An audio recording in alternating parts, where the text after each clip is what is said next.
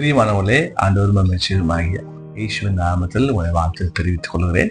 இந்த நாள் கர்த்தர் கொடுக்கிற வார்த்தை 1 சாமுவேல் வேதாம்சம் 17ஆம் அதிகாரம் 28ஆம் வசனம். 1 சாமுவேல் 17:28.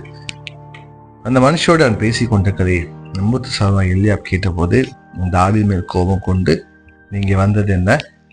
வனாந்தூர் அந்த கொஞ்சம் ஆடுகளை யார் விட்டாய்? யுத்தத்தை பார்க்கலவோ வந்த உத்துணியத்தை அறியும் நகரத்தையும் நான் அறிவேன்றான்.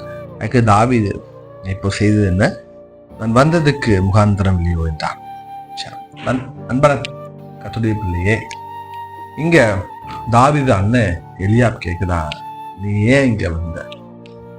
என்ன சூழ்நிலை அப்படின்னு சொன்னா, ஒரு இஸ்ரவேல் ஜனங்கள்லாம் பயத்துல இருக்கிறாங்க. எதுக்கா பயத்துல இருக்கிறான்னு சொன்னா, பெரிய கோலியாத் எலும்பி நிற்கிறான். அவன் சொல்றான், யாரோ ஒருத்தர் என்கிட்ட வாங்க, சண்டைக்கு வாங்க, நீங்க ஜெயிச்சிட்டீங்க அப்படின்னா நாங்கெல்லாம் உங்களுக்கு அடிமை, நாங்க ஜெயிச்சிட்டோம்னா நீங்களாம் எனக்கு அடிமைன்னு சொல்றான். பெரிய பெரிய யுத்தத்தை ஜெயித்த சவுல் என்ன செய்யறான்னு சொன்னா, ரொம்ப பயந்து போயிருக்கான், யாருமே போகல. அந்த சமயத்தை தாவீது அண்ணன்மார்களுக்கு சாப்பாடு கொடுக்க என்ன செய்யறதான் போறான். அப்ப அவன் சொன்ன வார்த்தை தான், நான் இங்க வந்ததுக்கு முகாந்திரம் இல்லையா. நிகழ்ச்சியை பார்க்க உங்க வாழ்க்கையில நான் ஒரு காரியத்தை உற்சாகப்படுத்துகிறேன். கர்த்தர் உங்களை எங்க அனுப்புனாலும் ஒரு முகாந்திரத்தோட, ஒரு காரணத்தோட அனுப்புகிறார். சில நம்ம நினைக்கிறோம், நான் ஏன் இந்த இடத்துக்கு வந்தேன், ஏன் இந்த இடத்துக்கு கர்த்தனை கொண்டு வந்தார், எனக்கு ஒண்ணுமே புரியலையேன்னு சொல்லி பல நீங்க நிகழ்ச்சியை பார்த்து கொண்டிருக்கலாம். அன்பான கர்த்தருடைய பிள்ளையே, நான் காத்து சொல்ல விரும்புகிறேன். கர்த்தர் உங்களை வச்சிருக்க இடத்துல நீங்க இருந்தீங்கன்னா மட்டும்தான் நீங்க ஆசீர்வதிக்கப்படுவீங்க. சரி, பைபிள்ல வாசிக்கிறோம், ஆபிரகாம் ஆண்ட சொன்னாரு, உன் தேசத்தையும் உன் இனத்தையும் வீட்டையும் விட்டு புறப்பட்டு நான் காண்பிக்க தேசத்துக்கு போ.